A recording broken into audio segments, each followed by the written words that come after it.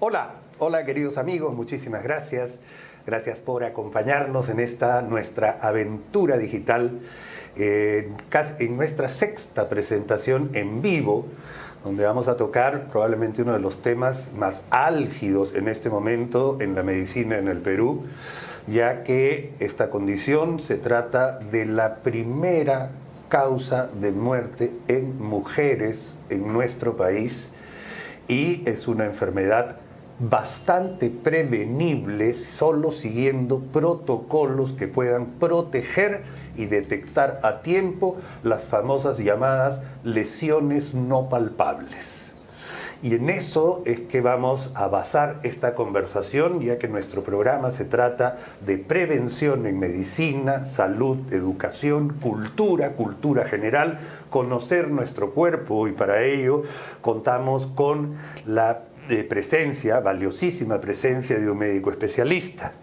El día de hoy vamos a tocar cáncer de mama con el doctor Gonzalo Ziegler de la clínica Ziegler para hablar desde el chequeo típico que deben tener todas las mujeres, a qué edad sería recomendable hacer este chequeo, cuáles son los factores predisponentes, quiénes se tienen que cuidar más que otros, cuál es el protocolo, cuáles son lo que ya está escrito, nadie está inventando nada, estos son ya protocolos casi universales de personas que se dedican básicamente a la cirugía oncológica, al cáncer de mama, los oncólogos clínicos y las mujeres en general, que tienen que tener en estas ideas una base fundamental para la sobrevida. Presento a Gonzalo. Gonzalo Ziegler, bienvenido. Muchísimas gracias, doctor, por estar acá el día de hoy para hablar de este tema tan importante, tan radical y que ha desplazado al cáncer de cuello uterino, que era la primera causa de muerte hasta hace 4 años, 5 años. Y el cáncer de mama ha sobrepasado al cáncer de cuello uterino. El cáncer de cuello uterino, doctor, ya tiene vacuna. Ya tiene vacuna. Y ese es un logro de la medicina. Y acá no puede haber gente que esté contra las vacunas, por favor, amigos. O sea, acá hay cosas importantísimas que tenemos que conversar. Pero ¿cómo es así? ¿Cómo es que ha aumentado no solo el cáncer de mama, sino las muertes por cáncer de mama? Porque uno diría, claro, han mejorado las imágenes. Uno puede tener más diagnósticos, pero ¿por qué se mueren más? Y eso es algo contrasentido. Sí. Cuéntame un poquito, por favor, Gonzalo. Ahí se juntan dos fenómenos, ¿no? Por un lado, el cáncer de mama detectado a tiempo es una enfermedad que tú la puedes mantener en control y estable y te puede durar mucho tiempo en la persona. Pero por el otro lado, también hay más casos de cáncer de mama en gente más joven. Ya no llegan ni siquiera a los 40 años para la típica indicación de mamografía por prevención, sino estás viendo en el consultorio 28 años, 35 años, 38 años con cáncer de mama. Entonces, esos cánceres de mama joven generalmente son más rápidos y más agresivos. Y por el otro lado, estas pacientes tienen más morir, tiempo de vida, ¿no? Tienen más techo para seguir enfermándose, digamos, ¿no? Exacto. Entonces, tú tienes a la paciente que se enfermó en el 90, que a día de hoy está falleciendo probablemente por una metástasis tardía, pero también tienes a la mujer que hoy en día hace un cáncer de mama muy rápido, no recibe tratamiento adecuado y puede fallecer al año. Entonces se juntan muchos de estos casos de ambos polos. Entonces en el año suma la estadística varios casos de muertes por cáncer de mama. Pero no significa que un cáncer de mama temprano, de la edad promedio 55, 65 años, vaya a morir, ¿no? Porque ahora el cáncer de mama atrapado a tiempo es una enfermedad que la manejamos ya muy, muy bien, en realidad. Muy bien, y además con equipo multidisciplinario. Sí, por supuesto. Oncólogo, el mastólogo, el cirujano oncólogo, las drogas que han cambiado, la prontitud, los seguros médicos que pueden acceder a algunas personas, la hormonoterapia, por otro lado, la terapia biológica, que son cosas que están mejorando el manejo cada vez. Cada vez hay más armas y como se detecta más temprano, podemos actuar más temprano. Pero acá viene algo que a mí me ha pasado y lo he vivido en los últimos 13 años en los cuales he tenido la oportunidad de tener contacto con las personas que nos ven. Te voy a contar. Antes nosotros promovíamos a ciegas el autoexamen de mama. Claro. ¿Ya? Y era muy sencillo porque le decías a la familia o a la señora, ponga su mano acá arriba, Claro, frente al espejo y que examínese en forma horaria todavía, ¿no? Claro, o sea, claro. así y todo.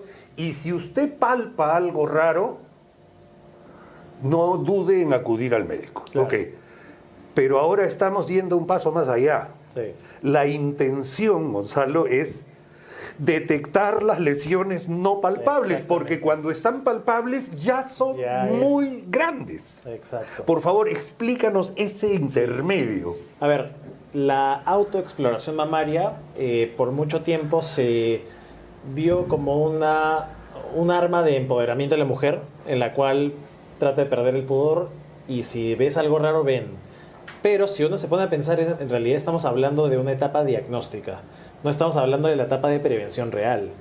Y la prevención real es, oye, hay que someterte a una prueba para encontrar si tienes algo que todavía no ha hecho un síntoma como un bulto, ¿no? Que eso vendría a ser la mamografía. Y claro, ¿en cuánto tiempo se palpa un bulto y de qué tamaño lo podríamos palpar en una mama, vamos a decir, no generosa, ¿ya? Sino una mama normal, ¿ya? Pero ya qué tamaño tendría ese bulto para poderlo palpar. Sí, a veces puede ser 1 centímetro, centímetro y medio. ¿Sí?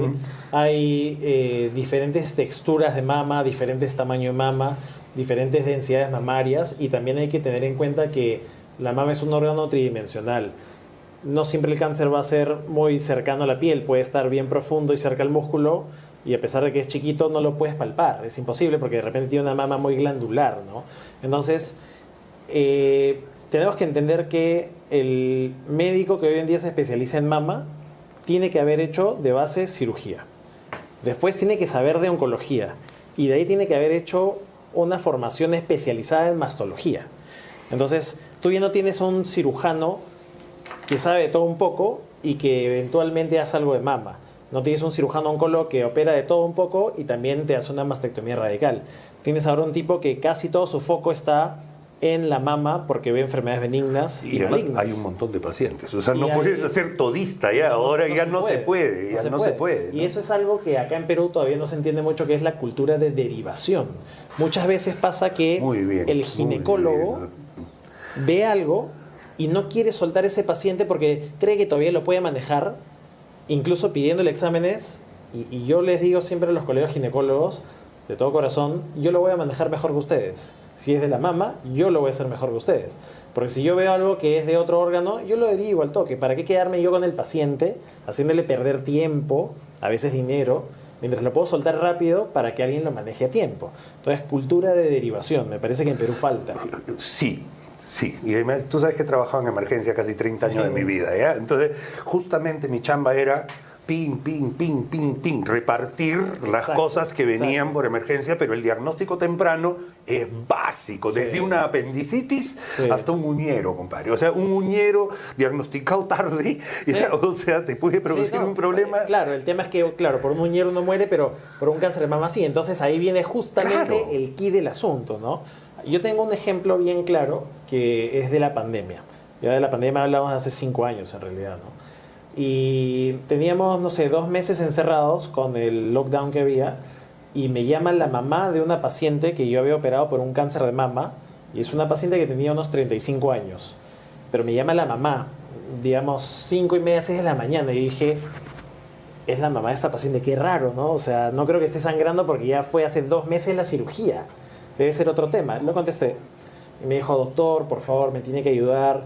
He ido a la emergencia porque tenía el seno rojo, duro, y me dijeron celulitis, pero también me dijeron que descarte un cáncer de mama agresivo. Inflamatorio. Exacto. ¿No es cierto? Un cáncer inflamatorio de mama, que es una entidad. Es una entidad propia. Es una entidad propia. Es un tipo especial de cáncer. Cáncer de mama inflamatorio, que no es el cáncer normal, al contrario, es la mínima parte de los cánceres. Y no tiene bulto. Y no tiene bulto. Exacto. Y bien tiene turgencia, tiene enrojecimiento, tiene calor. Y si esta mujer ha estado dando de lactar, ¿ya? Le puedes echar la culpa a una mastitis, ¿no es cierto? Cual. A una mastitis y eso con fiebre todavía, y pasa con frecuencia. O me he golpeado, esa es otra. No, claro, o sea, lo que pasa es que acá hay 2 cosas, ¿no?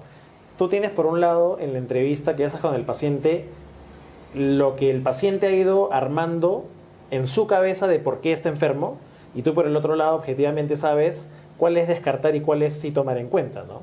Entonces, por ejemplo, en el caso de esta señora, ¿qué cosa tomé en cuenta? Que primero había pasado por el diagnóstico de la hija, de cáncer de mama, estaba asustada. Segundo, alguien en la emergencia vio que tenía un seno rojo y la señora no está dando el lactar. Entonces, ok, prestemos la atención. Señora, ¿sabe qué? La veo ahora mismo, me escapo del lockdown, me voy a la clínica, usted cualquier cosa está yendo de emergencia a que la vea. Efectivamente, le tomamos una biopsia, confirmamos que era un cáncer con Trucat, con Trucat y con Punch. Y con Punch. Ya, ¿Sí? es otra de las cosas que a mí me gustaría hablar. Ajá. Tenemos armas quirúrgicas, Así en este es. caso, que antes no se tenían Antes con no esa había. frecuencia, y encima con ayuda de la ultrasonografía, es decir, de la ecografía, Ajá. tú puedes acercarte y tomar con un disparo que no duele. Así ¿ya? es. O sea, no duele, Así es. no es una cosa dolorosa, pero puedes dirigir tu agujita a la zona que más te preocupa y disparar, ¡papac! Sí. Y eso te agarra 2 milímetros de tejido, Sí. que luego los analizas, muy ya rico sea eso. por congelación o los analizas en diferido, pero tú en 4 días tienes un diagnóstico. Tal cual. Y es así, ¿no es cierto? O sea, Así es. y has ganado un montón de tiempo. Y eso es algo que ahora yo vengo ya unos cuantos años siendo como un pequeño embajador de biopsia corgia por ecografía. Ok, total. Porque- Uy, qué bueno, porque soy hincha de eso. Sí, porque- Se gana tiempo, Gonzalo. Que no solo es tiempo, sino también es ahorro de dinero. Porque si lo ponemos contra lo convencional que sería, señor, hay que meter la sala de operaciones, hacerle un cortecito, así sea chiquitito y con puntos, y ya estás haciendo que el paciente gaste más porque sala de operaciones tiene un gasto diferente a hacerlo en consultorio. Lo otro es, si tú rompes la barrera de la piel y es un cáncer agresivo, efectivamente estás ayudando a que salga de ahí, ¿no? Lo diferente es que con la biopsia core tú entras y con visión directa del ecógrafo tú estás yendo dirigido al bulto y haces que la aguja entre al bulto para sacar una muestra. Que es mucho más exacta Exacto. que ir a picar. ¿no? Exacto. No, literal. Claro, o sea, literal, estás entrando a buscar algo que no lo tienes. En cambio, han mejorado las ecografías, pues, o sea, la También. resolución de las Sí. ecografías, la llegada a través de esta aguja core, Sí. ¿ya? Y también las biopsias por congelación, que se pueden hacer pum, pum, pum, pum, pum, o sea, casi Sí. rapidísimo, ¿no? Ganas tiempo, ahorras dinero, Sí. y en este caso, tiempo es vida. Sí, no, a día de hoy, por ejemplo, en la unidad de mastología de Clínica Sigre, lo que nosotros hacemos es, si recibimos un caso nuevo, nosotros hacemos una entrevista, un examen clínico, cogemos el ecógrafo para ver ese bulto que tiene y en ese momento con un triaje nosotros podemos decir, esta paciente merece una mamografía en este momento o este paciente merece una biopsia ahorita. O por el contrario, sabes que esta paciente tiene un quiste, ese bulto no es nada, tranquilo. Vamos a programar una ecografía con el radiólogo, pero de ese triaje salen muchas cosas, porque ya al paciente lo bajas de la nube y le dices, tranquilo, no es nada, o por el otro lado lo alertas y le dices, acá hay algo más que tenemos que investigar y hoy día mismo te puedo hacer la biopsia. Y pierdes además el tema de la angustia. Total. Porque ese paciente se puede demorar 2 semanas en pedir una Sí, cita, exacto. y esas 2 semanas pierde duerme. inmunidad, Exacto. pierde nutrición, Sí. pierde un montón de cosas y te hace mucho más susceptible Sí, total. al cáncer, porque Exacto. de hecho el cáncer y el estrés tienen Total, algo sí, que están ver, o sea, ligados. están ligados. Entonces O sea, hay una conexión tan sencilla que es el estrés eleva el cortisol Claro. y el cortisol hace que el sistema inmune caiga. es como corticoides. Tú Tal sabes cual. perfectamente, con una infección viral no debes darte corticoides porque baja tu capacidad de reacción hacia las inflamaciones que te pueden producir las infecciones virales. No vamos a hablar de que el cáncer es un virus, aunque no se sabe, pero puede haber alguna cosa relacionada, pero sí tu sistema inmunológico sufre. Y eso vamos a decir, estrés crónico mal manejado enferma, señora.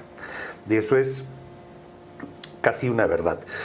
Sé que nos estamos escapando un poquito del tema porque queremos hablar del cáncer de mama como una entidad clínica, y es una entidad que, como dije al comienzo, Gonzalo, doctor Ziegler, está estudiada en todos los países. Yo donde me formé en Chile, hice mi especialidad en cirugía general, evidentemente roté 5 meses en el departamento de mama, tejidos blandos, Y te digo que había un mamotreto así, que eran los protocolos del manejo del cáncer de mama en Chile, Claro. pero basado en todos los países de Sudamérica y Estados Unidos. Claro.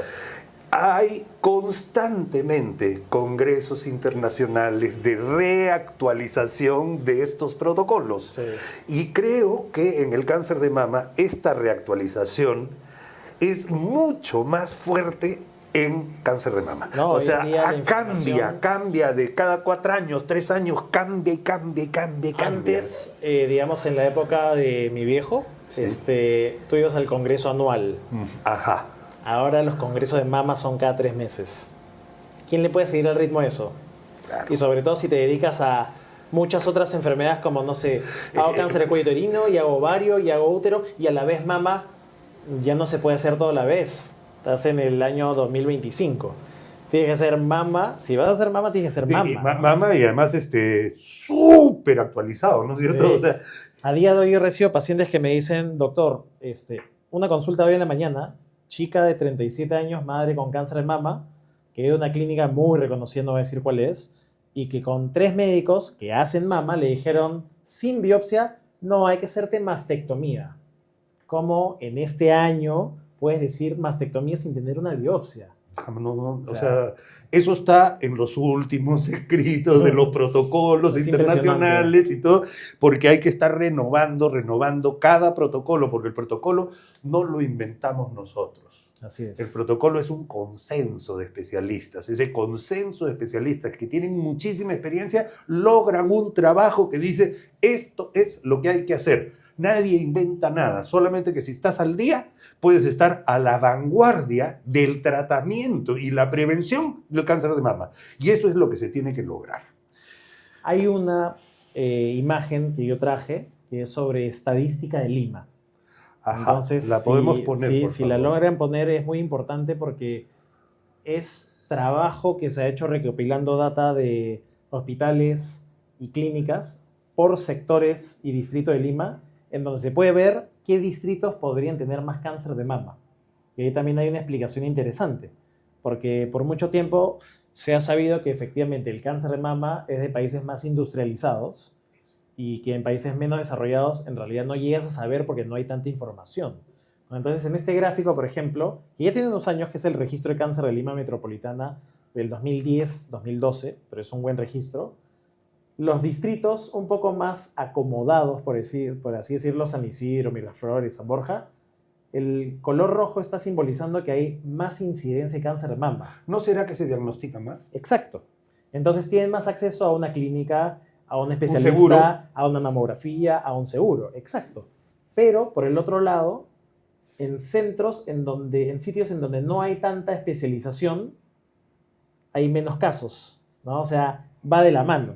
Pero tal vez si pusiéramos un poquito más de foco en descentralizar, no solo a provincias del país, sino también aquí en el mismo Lima, podríamos tener un poquito mejor Me está controlada dando la situación. yema del gusto, porque esto se tiene que hacer en la atención primaria de la salud. Tal cual.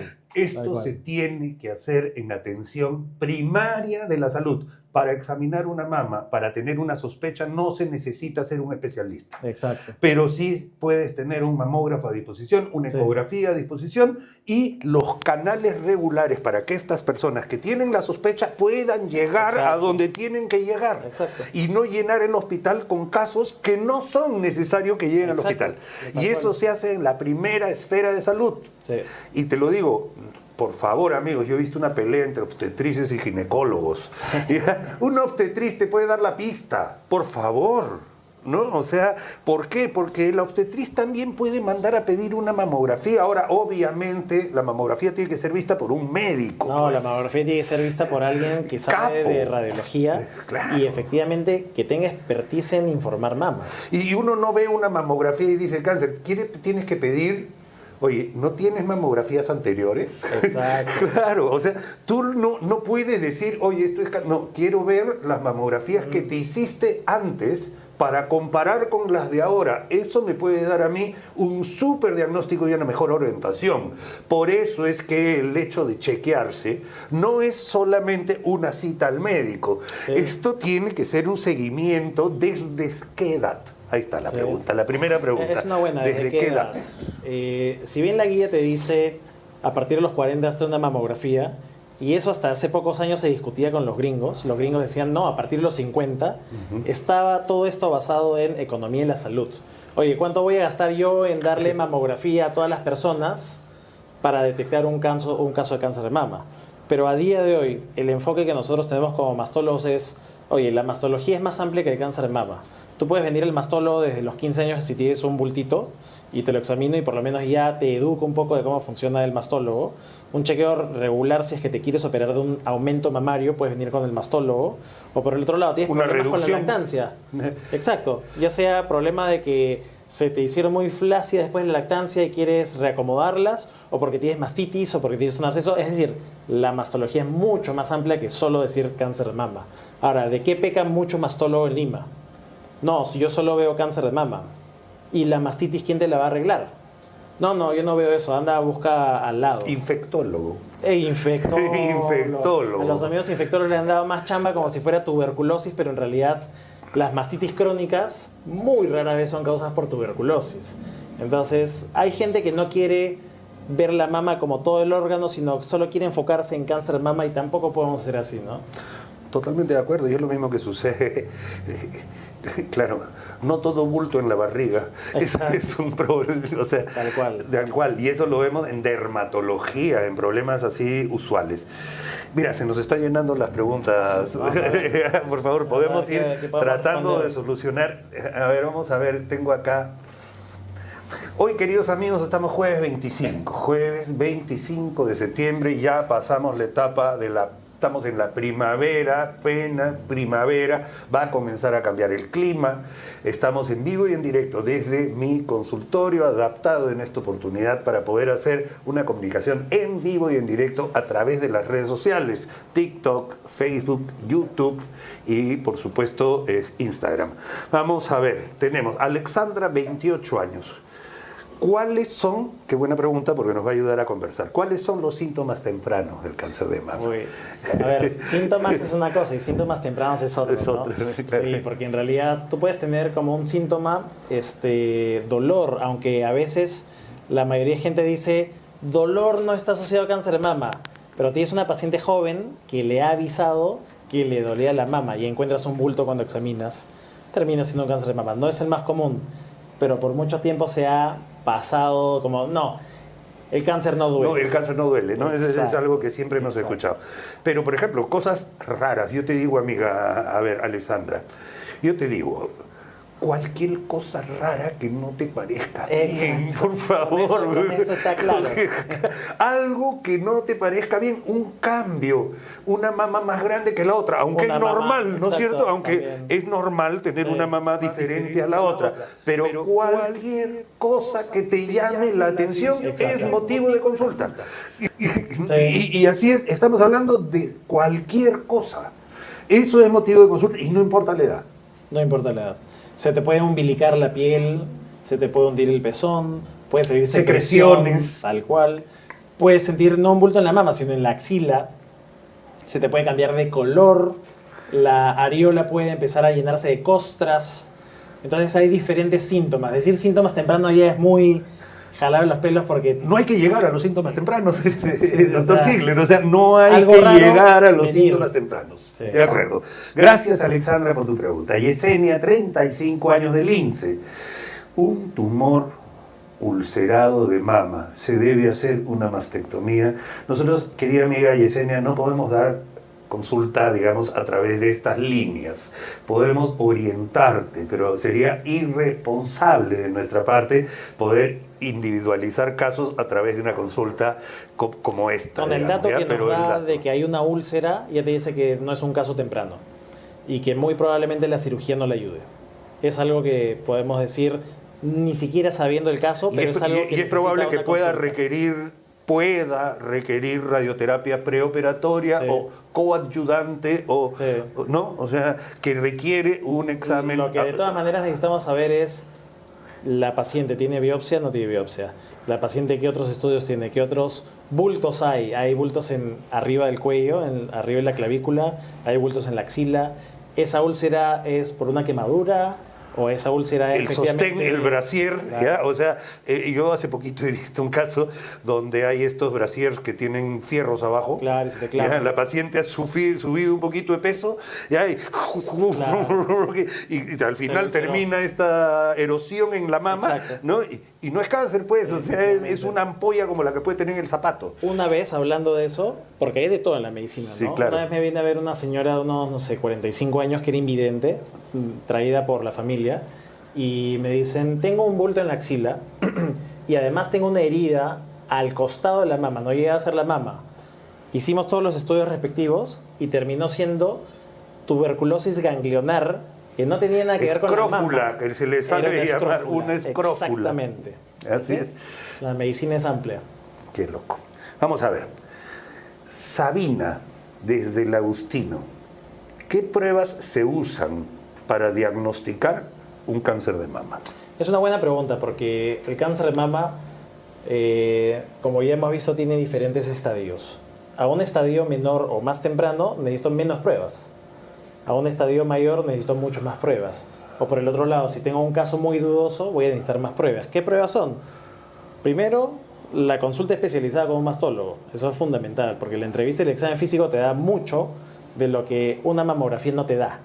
Por otro lado, las imágenes nos ayudan. Hay mamografía 3D. ¿Puedo interrumpirte Sí, un claro. ratito? Porque ahí, por ejemplo, hay datos importantísimos. Estamos hablando de la historia clínica, que en toda especialidad médica sigue siendo el arma más importante. Sí. ¿Ya? La historia clínica bien hecha, orientada hacia lo que tiene el paciente. Pero cosas tan superficiales que podrían parecer es: ¿de qué murió tu papá? ¿De qué murió tu Tal mamá? cual. ¿De qué murió tu abuela? Tal cual. Esos datos son valiosísimos para el médico en ese momento a la hora de hacer un diagnóstico. Y por ejemplo, ya que habla de eso, me viene a ver una paciente de, creo que era de Ancash, una paciente joven, 35 años, y esa, normalmente las mujeres están usando métodos anticonceptivos. Entonces ya me venía con todos sus papeles de tengo cáncer de mama y el cáncer de mama es de este subtipo y la mamografía dice esto y me han planteado esto. Una pregunta, ¿tomas o usas anticonceptivos? Ah, sí, tengo mi implante subcutáneo. ¿Y hace cuánto tiempo lo tienes? No, ya hace 5 años. ¿Y hace cuánto tiempo te viene estudiando? Hace un mes. Te lo han debido retirar hace un mes. Porque encima tu tipo de cáncer es hormonodependiente. Entonces, Oye, de eso tendríamos que conversar también. Hace muy poquito he leído el artículo de Angelina Jolie, ya. ¿ya? Que esta mujer tan guapa, no tan bonita realmente, hablaba de su mamá. Muy guapa la mamá La también. mamá también, muy guapa la Sí. mamá. Y resulta que la mamá murió de un cáncer temprano, Sí. a una edad joven, De ovario. ¿ya? De ovario. Sí. Y eso hizo que esta actriz, tremenda actriz también, se chequeara, y efectivamente el riesgo de desarrollar cáncer de mama era tan alto que tuvo que hacerse Sí. una mastectomía sin haber diagnosticado cáncer para Exacto. prevenir el cáncer de mama, y además con oforectomía, sacar Sí. los ovarios, que eran la fábrica de la hormona que estaba incentivando la producción de un cáncer a nivel mamario. Estamos hablando de una actriz que prácticamente vive de su cuerpo, vive Sí. de su fisonomía, Sí, sí, sí. vive de esto, y toma la decisión de hacerse una mastectomía profiláctica. ¿Por qué? Porque se ha descubierto que existen algunos tipos de cánceres que son hormonodependientes. Sí. Y tú me dices lo del chip, Sí. da cólera, pero no, o sea, No, alguien le preguntó. Y pues, también, claro, y también yo soy un poco precavido cuando me preguntan también por el Rejuvenchip, por ejemplo. Ajá, testosterona. La testosterona, o sea, por medicina básica la testosterona se puede transformar en estrógeno. Ahora, no todos los cánceres efectivamente van a tener un estímulo hormonal, pero el cáncer de mama más agresivo, que es el triple negativo, recibe también estímulo de andrógenos. ¿Qué es un andrógeno? Testosterona. Entonces yo siempre soy muy Rejuchip, ¿no? cauto, Rejuchip. muy cauto cuando recomiendo eso. Y además, si uno se va a someter a eso, primero tiene que tener un examen completo de endocrinología. Segundo, si es mujer, una mamografía. Y si es varón, porque también se ponen varones, un examen de testículos a través Sí. de una ecografía de vías urinarias completas, incluyendo vesículas seminales. Eso es así. Todos los protocolos están escritos respecto a eso y uno no debe dejar de evaluar este tipo de cosas. Muy bien, Inés, desde el Cercado de Lima, 52 años. Biopsia de mama bilateral, ¿qué es? Sí, bueno, una biopsia es tomar una muestra. Ahora, cuando uno dice mama bilateral se refiere a las dos. ¿Qué tipo de biopsia es la que le habrán planteado? Lo ideal es que le hubieran planteado, si eso es un bulto que se ve por ecografía, una biopsia core guiada por ecografía. Si son las dos, lo más probable es que esto sea, lo más probable, no estoy negando nada, pero una mastopatía fibroquística de la mama. Sí.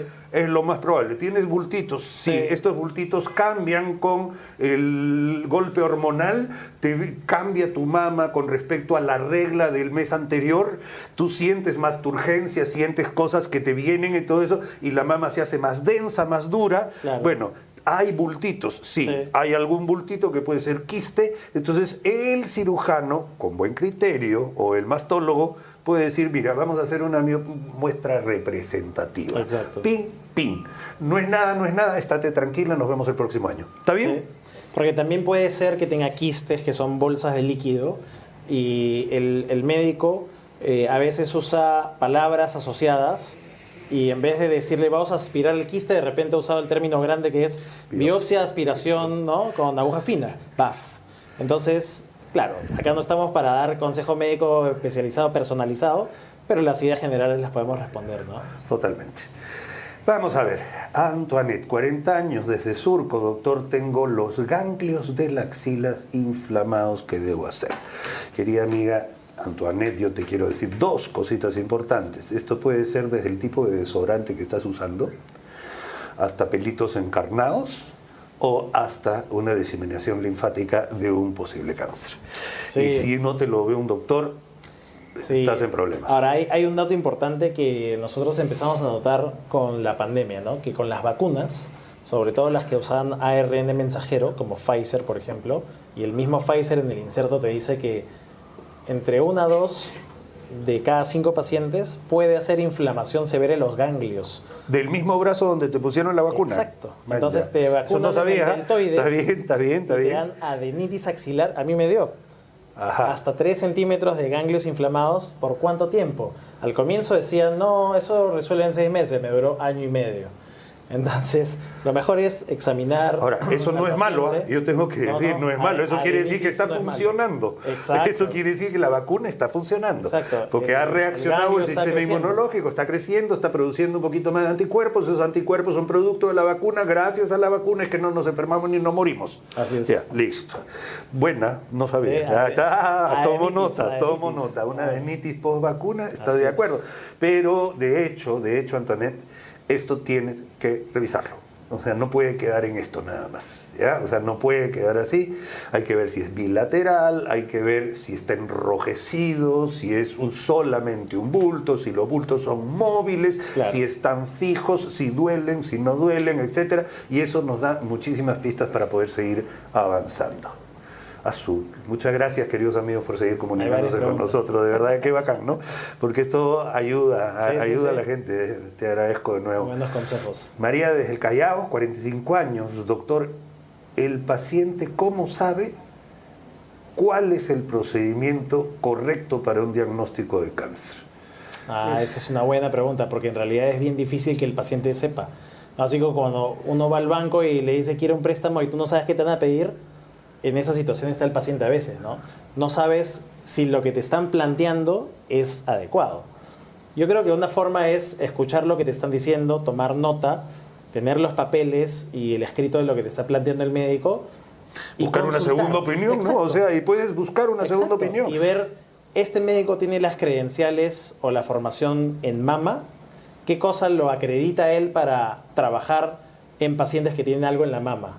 Y por otro lado es, otros médicos, otros pacientes lo recomiendan. No hay tips ahí que le pueden ayudar. Perfecto. Y ahora, el procedimiento correcto, como ya les explicamos, es un protocolo. Nadie inventa nada, todo ya está escrito y está actualizado. Entonces, justamente se trata de que cada paciente es individual y a cada paciente voy a arrancar de una manera distinta quizás, pero que al final englobe toda la información que yo necesito para tomar decisiones en su beneficio. Así es. Lucía, me detectaron mastitis granulomatosa idiopática. ¿Me puedes explicar a qué se debe o Claro. qué cosa es? Empecemos por decir que idiopática significa que no sabemos la causa. Así me pone. Entonces, Para sentirnos idiotas. sí, tal cual. La mastitis crónica en Perú es una entidad que tiene mucha más incidencia que en otros países. Ajá. Cuando uno busca en libros de texto, y generalmente los libros de texto los escribe un americano, un europeo, ellos tienen primero otra etnia. Generalmente son... Mezcla de razas. Claro, ellos son blancos, nosotros somos mezcla. Entonces nosotros tenemos mucho de asiáticos, de africanos. Entonces cuando uno va a la literatura de ellos, de los asiáticos, encuentra mucha mastitis crónica. De hecho, el mejor consenso que yo he encontrado de mastitis crónica viene de los asiáticos, en donde ya me estaban demostrando cosas que yo empíricamente había probado con los pacientes, que por ejemplo a una mastitis crónica no le sirve ponerle calor, sino frío, porque es una entidad inflamatoria. Y claro, el frío desinflama. Exacto. Algo tan básico como, oye, si tienes algo inflamado, ¿no es mejor comprimirlo? Un brasier compresivo. Funciona muchísimo, disminuye el dolor y además hace que la piel no ceda ante un posible absceso. Otra cosa es, claro, lo tienes que cubrir con antibióticos, no cualquier antibiótico, porque la mama es un pequeño sitio donde los antibióticos son... No todos entran. No todos entran, no todos llegan. No todos llegan No todos a la mama. llegan. Hay mucha grasa. Exacto. Y la Exacto. grasa impide el paso del fluido de líquidos. Exacto. ¿No? La sangre Bien. es un líquido, entonces Tal cual. no llega hasta todos los puntos donde podría llegar. Exacto. Y entendamos que si tenemos mucha grasa en la mama y un proceso inflamatorio es como si pusiéramos una sartén caliente con aceite, va a empezar a derretir la grasa. Eso genera más inflamación. Y el más sitio descomposición. ideal para una bacteria que normalmente está por la zona. Exacto, exacto. Entonces, la mastitis crónica es una entidad que a mí me gusta tratar. No es el tema del que estamos hablando hoy, pero yo te puedo decir que en mi práctica yo veo casi similar cantidad de casos de cáncer de mama que casos de mastitis crónica. Mira, eso Sí. no tenía idea. ¿Y tiene relación a la lactancia? Nada. Vaya. Ahora, puedo ver casos de mastitis aguda que hacen subaguda y se convierten en crónica. Crónicas. Ajá. Sí, no Porque es el camino lo más de la común. lactancia es la mastitis aguda Exacto. por una erosión Sí. del pezón Sí. y que ha ingresado un Así bicho es. a través de, ¿no es cierto? Y no es la ruta más común para llegar no a es, la no es la mastitis noche crónica. más común. Así es. Ok, perfecto. Estoy aprendiendo así como ustedes, queridos amigos. Muchas gracias al doctor Gonzalo Ziegler. Vamos a ver. Esther, tengo varios fibroadenomas. ¿Con el tiempo pueden volverse cáncer? Buena pregunta. Es una buena pregunta, porque los fibroadenomas son los tumores sólidos más benignos. Y significa más que frecuentes, no es malo. además. Exacto, más frecuentes de la mujer, pero también en qué edad. Entre 15 y 35 años. Ok. Entonces acá hay algo interesante, porque cuando uno ya mezcla conceptos, dice, oye, me recomiendan mamografía a partir de los 40. Yo sé que con 35 años tengo 5 fibroadenomas chiquitos acá, 2 grandes acá, y pronto voy a tener una mamografía. Ahí sí te recomiendo venir a la consulta a valorar si necesitas o te convendría quitar los fibroadenomas. Así es, porque no paran de crecer. ¿Eh? Sí. A no ser que haya una disminución hormonal o entres a la menopausia que podría Hay- eventualmente endurecer la mama, hay, ¿no? O hay, sea, hay fibroadenomas hay- que he quitado a los pacientes de 65 años de hasta 3 centímetros. Porque estaban fastidiando toda la vida, han fastidiado y llega un Sí. momento en que la mama se pone flácida, pero el tumor no, pues. Y ese fenómeno yo lo describo como cuando la marea baja y ves las piedras. Y ves las piedras. Exactamente. Muy bien, muy bien. Estoy perfectamente de acuerdo contigo. Lichi. Es peligroso cuando salen quistes en los senos, los extraen y luego vuelven a salir. Ahí la pregunta sería si es que lo que te extrajeron lo mandaron a patología. Uy, qué bueno. Porque yo no sé si es un quiste. Ahora, por otro lado, un quiste generalmente no se opera, a menos que sea un quiste... Se que puede lo aspiras, aspirar, ¿no? Se que puede lo aspirar. Lo aspiras y la mujer no calma el dolor y ya está harta y te dice, por favor, opérame. Lo puedes considerar. El cáncer de mama, gracias Silvia por tu consulta, muchísimas gracias a todas las chicas y a los hombres también. Después vamos a hablar eventualmente de cáncer de mama en hombres, que también existe, por favor, ojo con eso. Hay algunas razones por las cuales hay mayor incidencia a veces de cáncer de mama en hombres. Silvia, ¿el cáncer de mama hormonal tiene cura? Le quitaron a un familiar toda la mama y después solo le dieron pastillas. Estamos hablando de un cáncer de mama muy probablemente que haya sido temprano, porque si solo han tenido que usar hormonoterapia, puede ser que hasta le hayan hecho una prueba que se llama Oncotype, para analizar cómo se comporta la biología de ese tumor. Lucho Taxa. Sí, sí ahí un saludo a nuestros amigos del INEN también. O sea, de verdad, se saca la mugre haciendo estudios bien específicos, súper complejos, y hay un equipo extraordinario en el INEN y en todos los centros donde están haciendo mama, ya sea la parte quirúrgica o la parte de oncólogo clínico, y la verdad es que sí nos damos la mano. En eso el paciente es lo más importante, Gonzalo, ¿no? Sí, por supuesto. El paciente es lo más importante. Por eso al paciente hay que manejarlo como unidad, como grupo. Totalmente de acuerdo. Paciente... Esos comités oncológicos que se hacen en el INEN, que se hacen en la clínica, que se hacen donde yo trabajo también, que sea todos los viernes a las 2 de la tarde, tenemos comité oncológico donde se comparte el caso. Esos casos compartidos entre las distintas especialidades, que incluyen desde el anestesista hasta el oncólogo clínico, son básicos para poder tener un criterio común. Y ese criterio porque común además los vale demás aprenden muchísimo. las pepas de los otros. Así es. Sí. Totalmente de acuerdo, y por eso también bien hincha del grupo, de los grupos que hacen este tipo de cosas. Ahora, este cáncer hormonal no solamente debería quedarse en pastillitas, ¿no? Puede ser, pero lo interesante de un cáncer que es luminal o hormonal es que las pastillas le pueden funcionar para hacer que la enfermedad esté apagada, controlada, pero por el otro lado se sabe por historia natural de la enfermedad y ya por mucho seguimiento que los cánceres luminales hormonales pueden recurrir hasta 25 a 30 años. Entonces no se trata de que terminé de tomar mis pastillas 5 años y ya estoy libre y estoy tranquila. Hay que cuidarse con el sedentarismo, con subir de peso, con hacer ejercicio, con no fumar, con saber si tienes una prueba genética positiva. Entonces no se basta con que terminé mi etapa de tratamiento. Hay que tratar de tener todo mapeado y al día, ¿no? Fuerte. Isa, bienvenida, muchas gracias. Llevo 32 quimioterapias, te felicito. ¿Esto puede generar alguna alergia o intoxicación? Yo Sí. te quiero decir desde mi punto de vista, sí. Uno se vuelve mucho más sensible. Nuestro cuerpo reacciona y puede reaccionar tardíamente incluso.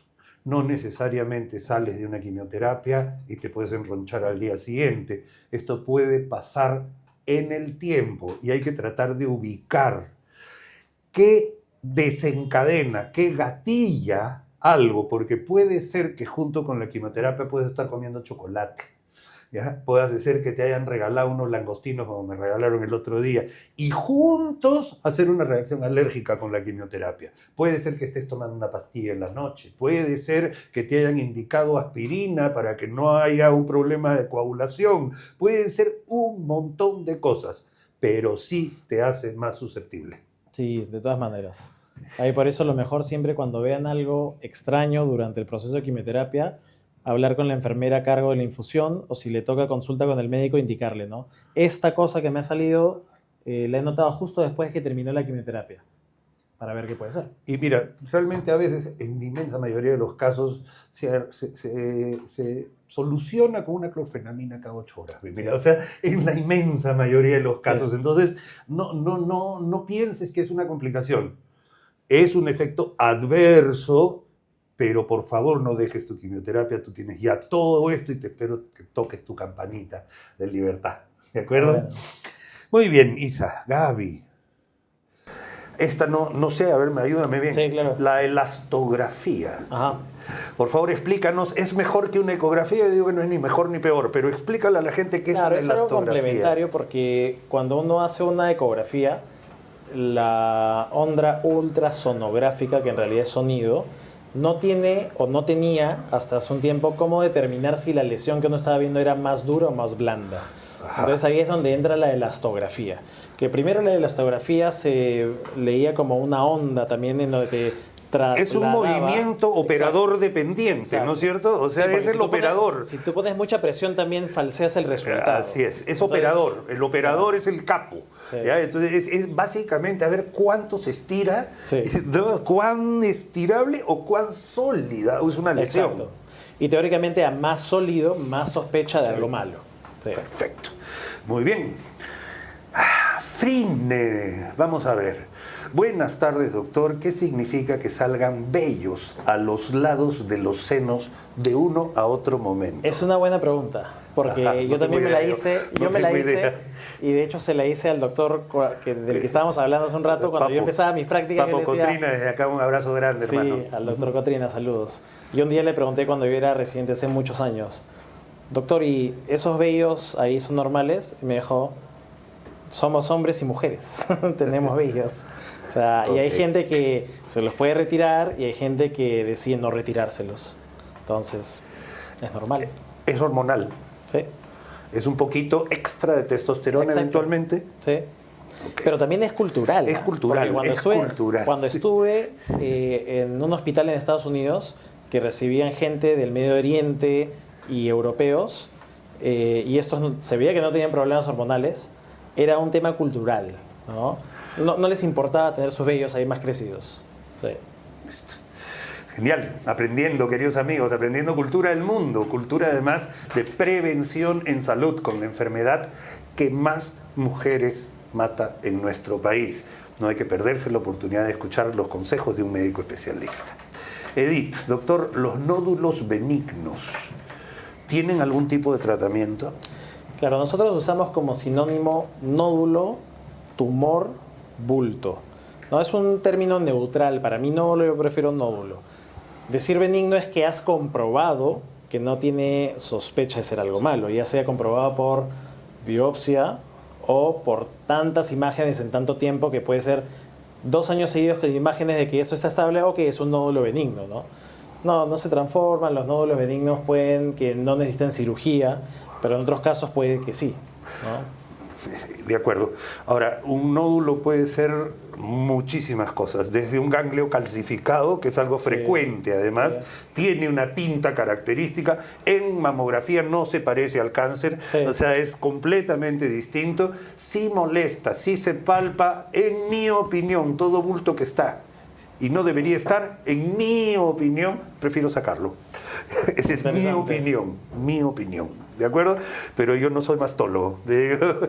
Tal vez ahora el consejo 2.0 sería, lo vemos por ecografía y conversamos. Así es. De acuerdo, porque por ecografía incluso se puede hacer cirugía mínimamente invasiva. Sí. Y eso sería lo ideal. Sí. En mi opinión, por favor, que quede claro.